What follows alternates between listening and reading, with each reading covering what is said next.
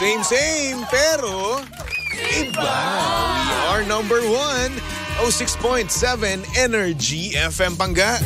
Huwag mo sabihing radyo, sabihin mo. Good morning, Luzon, Visayas at Mindanao, Metro and Mega Manila. At syempre, good morning din sa napakaganda, napaka-sexy DJ Lindsay. Good morning. Isang magandang umaga. Hindi, Baby Toby, ng mga nakaraang araw kasi ang hirap magsabi ng magandang umaga. Oo nga eh. Dahil ang dami nating mga kababayan na sobra ding binaha at lumubog Tama sa baha. dyan. At hindi lang basta lubog, grabe talaga yung nangyari. Dito sa Manila, umihi lang yung pusa. Talagang sorry na natatawa kami pero kasi ano namang gagawin natin na lang naman magpakalugmok tayo, di ba? Pero alam mo, maganda yan sa mga Pilipino no? Kahit nasabihin natin pangit yung mga nangyayari, no? Pero nakita pa rin tayo ng way para tumawa, di ba? Totoo. Yun yung maganda sa ating mga Pilipino. Pagtingin mo sa Facebook, puro meme pa din ng mga makikita mo habang binabaha na talaga. Kasi sa Manila, grabe ang baha. Baha talaga, Ito no? kwento ko lang, Baby Tones, ha? Sa Santa Mesa, 2 beses o 3 beses lang ako naka-experience ng gano'n na baha. Kasi sa Santa Mesa, hindi kami basta-basta binabaha eh. Oo, kasi mataas kayo. Lalo na dun sa area namin, sa pagkakais. Alam mo, salamat sa Panginoon talaga na hindi ko, for some reason, yung pagkakais sa street, hindi siya binabaha. Hindi talaga. Kasi hindi ko rin alam kung bakit. May ganong sorcery, may ganong magic dun sa area na yun. Tapos, ang malalalang na baha na experience namin, Ondoy, Yolanda, tapos itong si Karina. Grabe. Pero yung labas namin, talagang maladagat na talaga. Grabe. So, yung mga kapitbahay namin talagang binaha na talaga sila. Yung bahay kasi namin, tinaasan yun ng tatay ko eh. Yung binuhusan talaga ng para kapag bumaha nga. So, ayun, grabe lang talaga. Kayo ba sa Cavite? Sa amin naman sa Cavite, no, awa ng Diyos, doon lang sa labas bumaha. Pero sa amin naman, sa loob mismo ng namin, ng bahay, subdivision. Merong part ng subdivision namin na baha talaga. Pero doon naman sa street namin, hanggang talampakan lang naman, awa ng Diyos. Uy, di ba meron kayong malapit na sa inyo, sabi mo? Oo, yung Ilang-Ilang River. Diyan sa Noveleta, yung ilog doon, no? Kapag yun umapaw kasi, ang mangyayari nun, babaha na rin sa Noveleta, doon sa mga pinsan ko, sa San Jose Noveleta, no? Tapos after nung San Jose Noveleta, amin na mismo. So lahat ng tubig sa amin pupunta. Ayun Ganun. nga. Pero buti na lang talaga, hindi talaga bumaha. Hindi siya umapaw? Umapaw siya pero hindi ganoon kaapaw. Katulad nung dati, like for example, sa Yolanda, no? Or nung nakaraan pang nung 2022 na bagyo. Nako, hindi katulad noon. Yun talaga Yun ang sobra talaga. Sobrang lakas talaga nung Yolanda. Ay, Yolanda Hindi siya Ondoy? Yolanda. Ondoy. Hindi rin siya Ondoy. Ano? Noong 2022, nakalimutan ko lang yung pangalan. Pero nung 2022 may baha na talagang napakabilis ng tubig. Ulysses. Hindi ko alam kung yun. Nakalimutan ko eh. Yung totoo ba, Toby? Nakalimutan ko eh. Yung totoo. Nakakainis to kwentuhan. Kasi ang focus ko kasi noon sa pamilya ko, kung paano mas-save yung pamilya ko, mas-save yung mga gamit namin doon. Dumating nga kami sa point na nasira yung ref namin eh. Umano siya eh. Talagang tumaob talaga siya mismo eh. Neto nung nakaraang bagyo. Nung 2022. Ngayon, thank God, wala namang nasira. Hindi pumasok sa amin, sa bahay mismo namin. Pero kadalasan pumapasok yun mga ganyan. Buti lang talaga hindi. Ang weird. Dati, nagbabaha na sa inyo, tapos sa Manila hindi. Ngayon naman, medyo, baha na rin sa Manila, tapos sa inyo hindi masyado? Oo, ang nangyari daw kasi, meron akong nabalitaan. Okay, go. Nagpakawala daw ng dam. Ng tubig sa dam. Oo. Hindi pa pakawala ng tubig. Sorry na. Ayusin mo. Bongkol sa grammar. ng tubig. Nagpakawala daw ng tubig sa dam, di ba? So ayun, ang nangyari, yung tubig na yun, no, umagos mismo. So yun, tumaas yung tubig. Yun yung tingin ko ha. Di ko alam kung yun ba talaga ang dahilan. Pero sa tingin ko, yun yung nangyari. Kasi bumaha ng sobra-sobra. Actually sa Manila naman, pag mga ulan-ulan lang na ganyan, hindi naman basta-basta bumabaha. Pero kapag may binuksan na mga dam, tas nagsabay-sabay yung bukas, yun talaga yung nagiging problema. Kaya yun ang nangyari, baha, di ba? Alam mo, nakita ko, no, sa may EDSA, may mga nagsiswimming dun. Grabe kasi nga ang nalalim talaga. Grabe, dun sa sa tunnel, di ba, pababa? Oo. Grabe, apaw na apaw yun, no? Oo. Doon sila nagsiswimming. Ang eto, nakukulan ako dun sa mga bata na yun kasi bihira na ako makita ng mga ganung bata na nagsiswimming sa baha. Ako dati kasi naggogonon ako eh. Nakukulan ka pa doon, di mo alam kung ano sakit makukuha nila doon. Yes, oo. Pero alam mo yun, yung kabataan mo, yung tawag dito, yung pagkabata mo, yung inner child mo sa sarili mo, no? Parang natutuwa na sana all nagiganyan. Sana all, hindi, kasi ang inosente, di ba? Oo, parang nagana lang sila, happy-happy lang sila. hindi mo iniisip kung ano yung magiging sakit mo, di ba? Pero masaya ka lang, di ba? Yung iba nag-floating pa. Yung iba tumatalon, di ba? Parang nagre-wrestling pa. Dive pa sila Dive pa. Oo. Pero yun, parang ako natutuwa lang ako na may mga ganun pa pala, no? Na Pero mga hindi bata. safe. Huwag Hindi natin, safe, ano, yes. oo. Hindi ko sinasabi na gawin nyo rin yun, ha? Pero nakakatuwa lang. Wala lang. Nagulat lang ako na meron pang naglalarong gunong mga bata. Ayun. Ako kasi dati gunon ako eh. Ang lala talaga nitong si Bagyong Karina.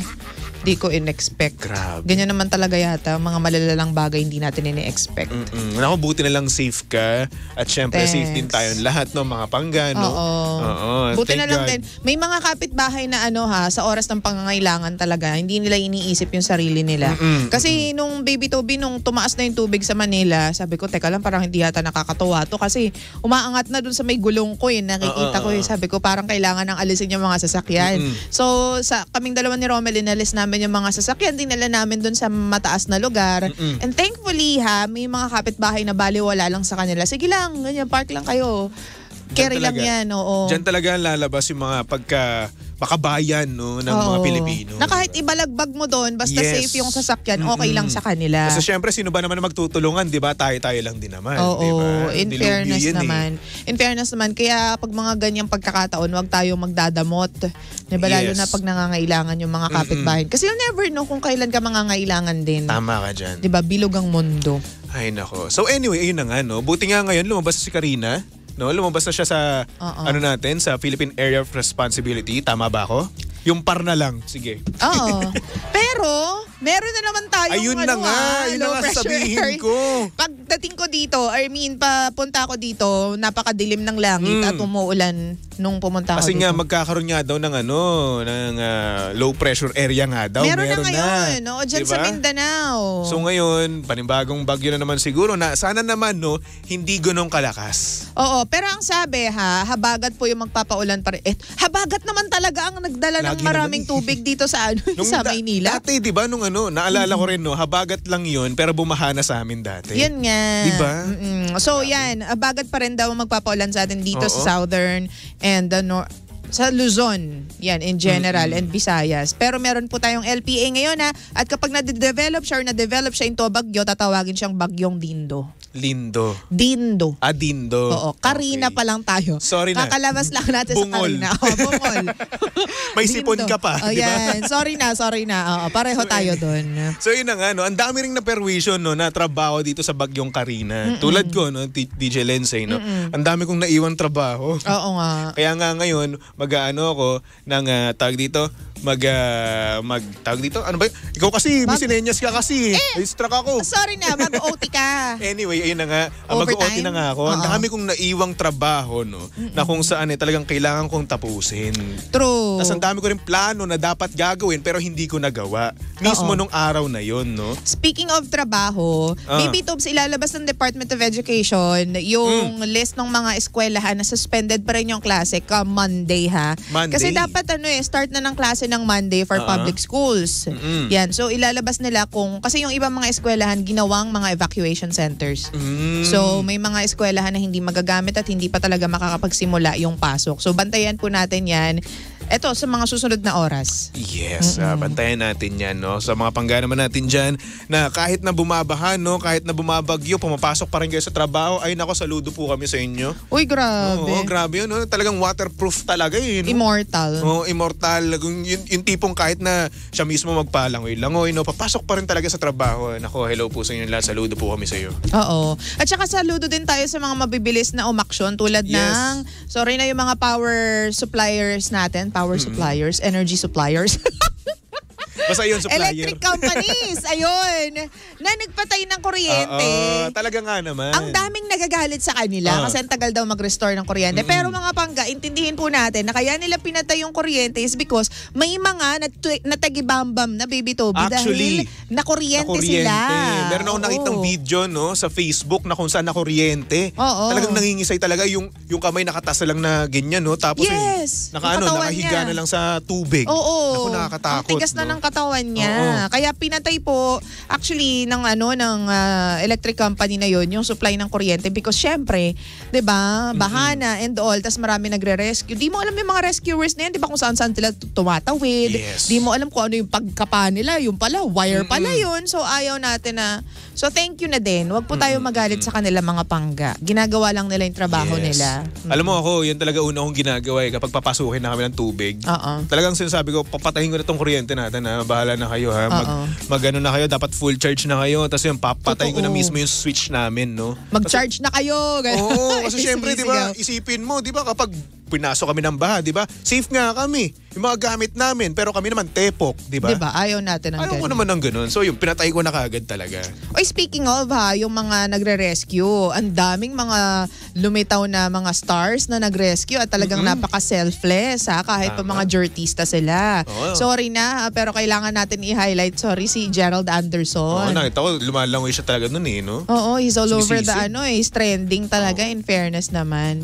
Sa mga pangga natin dyan, nag-aabot ng tulong, no? Hello po sa inyong lahat, no? Gustuhin man po ni Baby Toby, pero may pamilya din ako, pasensya na. Gusto ko talaga tumulong. Wala naman pakialam doon, no? Kaso nga lang, yung pamilya ko kasi, kailangan din naman kasi ng tulong. Nanay ko lang, pamangkin ko, yung nandoon, di ba? Grabe. Yun. Grabe. Uy. Di ba, wala lang. So yun, anong problema natin ngayon, Toby? Ito muna, may kukwento lang ako. Ay, ano yung kikwento mo? Kahapon kasi, tonto ako, nanood ako ng Deadpool and Wolverine. Anyari. Oo nga, nabanggit mo nga nung last week, diba? Alam mo yung pagka-Marvel fan ko, no? Simula sa pool, no? Natungtuwa. Maganda ba? Nagandahan ako. Parang hindi naman masyadong yung mukha mo naman, parang hindi naman masyadong happy. Akala mo lang yun, masayang-masaya ako. Comedy ba or action? Comedy siya. Comedy action. May halong action. Comedy action, ganun. Hindi ba siya yung tipong action na dragging? Hindi naman. May mga ganun kasi. Hindi, maganda siya. Talaga ba? Oo. Lalong-lalo talaga sa mga Marvel fan dyan, no? Nako, talagang napaka matutuwa kayo. Tapos napaka-nostalgic nung feels, ganun. That's nice. Hindi pa ako makapag-react kasi I've never seen a single trailer ng Hindi ko tinitingnan. Hindi siya nag-a-appear sa FYP ko. Sige, try Manood natin. ka, tapos nandun si Son Goku. Uy? Oo. Ba't paano siya mapupunta doon? Nandun niya si Son Goku kasi multiverse na. Si Son Goku nandun, tapos pinakain si Deadpool sa dragon. Ay, ganun. pero may nakita. Oo nga.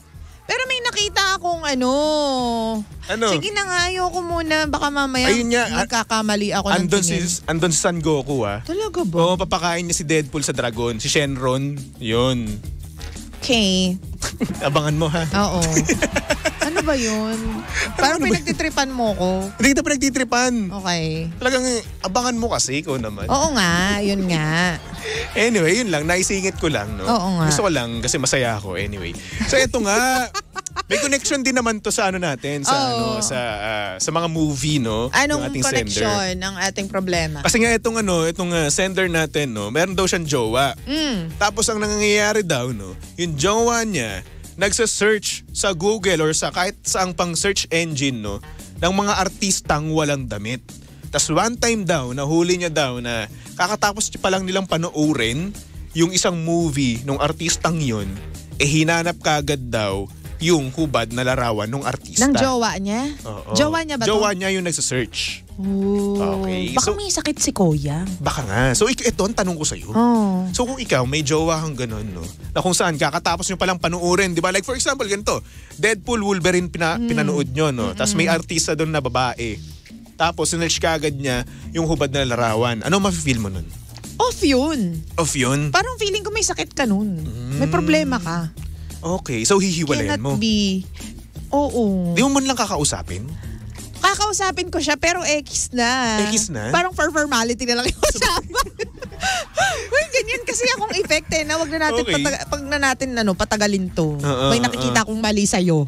Pero parang ganun nga, no? May mali sa kanya. Oo, kasi isipin mo, no? Kakatapos lang nila panuorin yung movie, no? Tapos sinerch ka agad yung mga Pero ganun ito, bagay. consistent siya, na ganyan siya palagi. Siguro, kasi yun ang sabi one time daw na kakapatapos lang daw nila panoorin yung isang movie, no? Kasi nga, sinerch ka nga daw kagad. Feeling ko kung madalas siya nangyayari, ano siya, may condition ng jowa niya. Siguro nga. Na kailangan ng medical intervention. Medical, Di ba? Medical intervention Hindi, ba kailangan talaga? niyang magpasuri sa mga espesyalista. Kasi parang feeling ko hindi siya normal. Lalo na kung lagi siya nangyayari.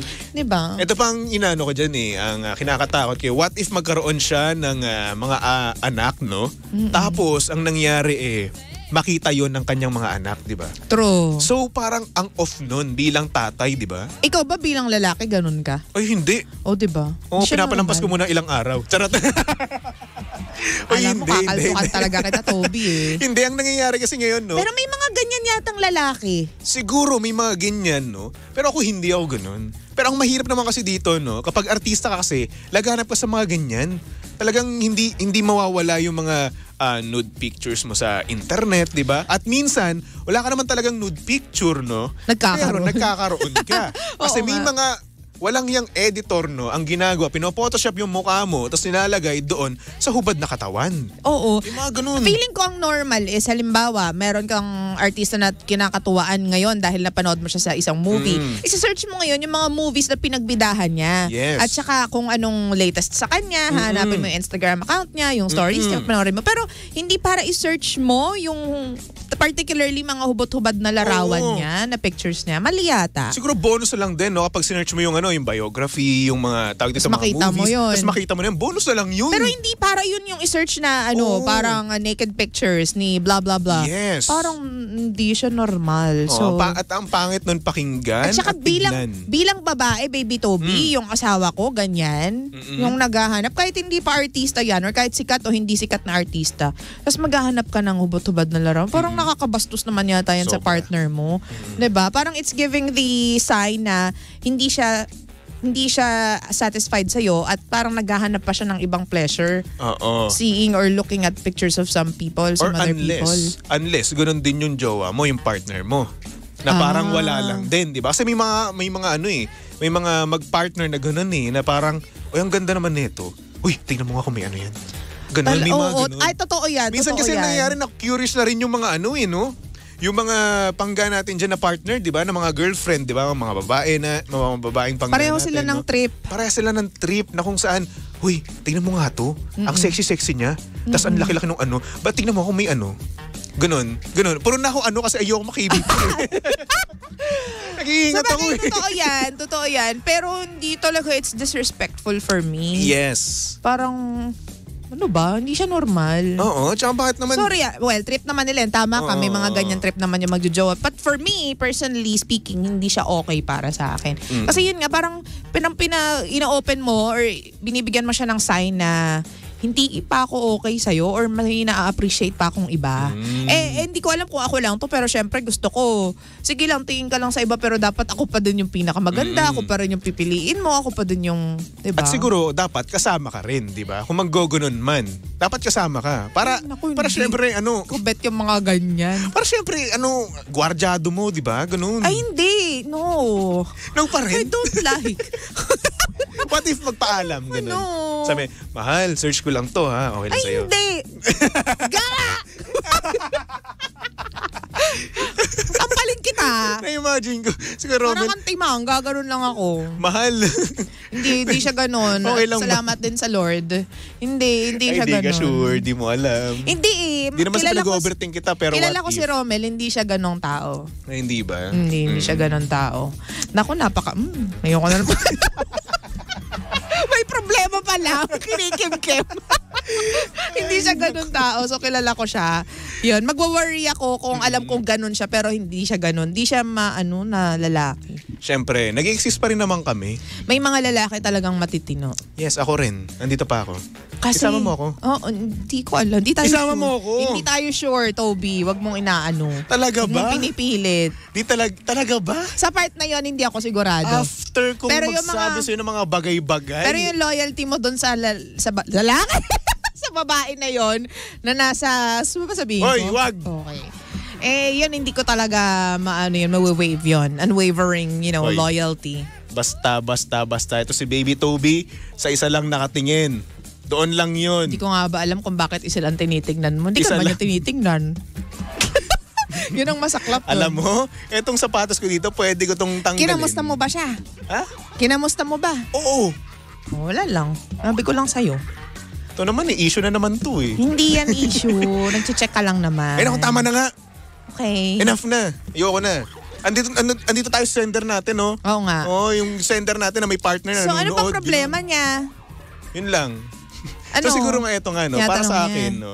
Para sa akin kung ganyan yung boyfriend mo, no? Siguro kausapin mo muna. Para saan lang naman, no? Kausapin mo muna na sabihin mo, like for example, mahal, di ako komportable sa ganito ganyan. Nahuli kasi kita. Kasi baka naman what if, no? Magbago rin naman siya, di ba? What if lang naman. Pero kung hindi na rin naman, no? So, siguro best na rin talaga na maghiwalay kasi wala na respeto sa'yo. Kung mahal na Yun sa mahal akin. mo, yan kay Toby yun. Pero ako, kung mahal na mahal mo, kausapin mo siya. Mm. Sabihin mo na off yung hindi mo gusto yung mga ganong pangyayari. Hindi naman kita mapipigilan. So I'd like to know kung kaya mo ba siyang pigilan. Yes. Kasi hindi ako komportable. Ngayon, kung hindi mo siya kayang pigilan at maiinis lang ako na maiinis, gagawa ako ng sarili kong paraan. And siguro, hindi natin alam, baka di ko kaya yung ganyan. Kasi hindi ko talaga gusto. So alis na lang ako. Amen. Kung, ano daw? Parang timang tayo. Yun nga. Pero kung hindi mo masyadong mahal, alis ka na dyan kaysa naman ma-stress ka. Or Go hindi mo na naman yan. kaya, Alis matuto ka na ka magtago. Ganun. Magtago! Incognito. Okay? Magtatago ka ba? Tapos mag-search ka pag wala yung partner mo. Ganun. Yung kasi Toby, kung ano bumagyo na bumaha na dito sa Metro Manila, yan pa din yung mga sinesearch. Malamig eh. Nakakaloka. Pag single ka, malamig. Ano gagawin mo? O, hindi matulog ka. Gacho ko. Ganun. Tansyahin mo yung Ito naman. sarili mo. Yakapin mo yung kaldero at kawali. Diba?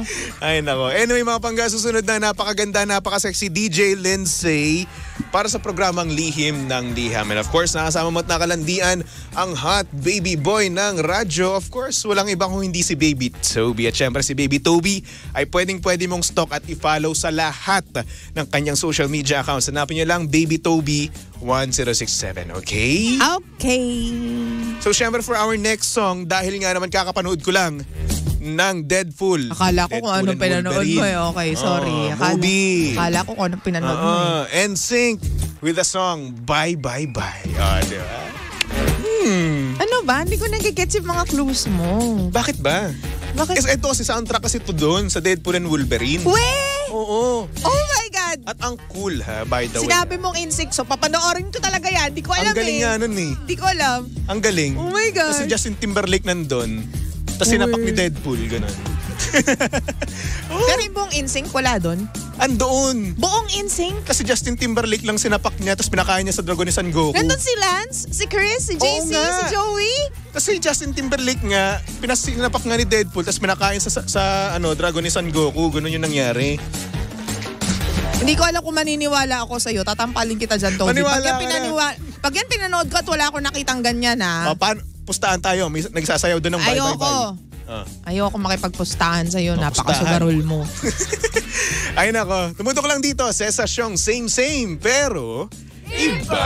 We are number 1, 06.7 Energy FM Pangga.